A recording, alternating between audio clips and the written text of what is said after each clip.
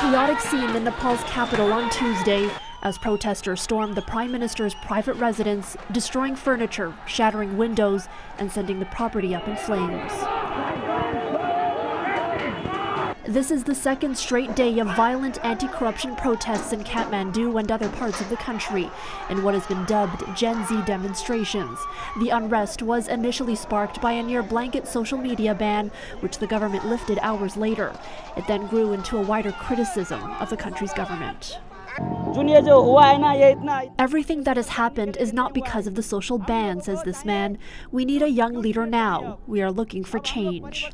On Monday, 19 people were killed as police and protesters clashed in the streets, officers opening fire on the crowds in addition to firing tear gas and rubber bullets.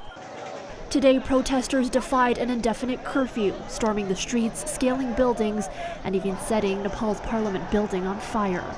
If this incompetent and corrupt government resigns soon and creates an environment for forming a new government immediately, then today's movement will gradually come to an end, says this man.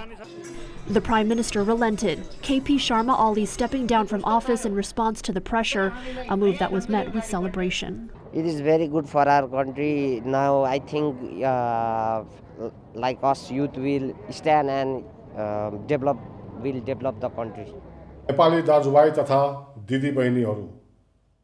In a video address, Nepal's army chief expressed condolences for the lives lost, adding a request for protesters to bring an end to the demonstrations and calling for talks. This video shows smoke rising from the protests near Kathmandu airport. The airport was closed immediately for safety reasons, leaving passengers stranded.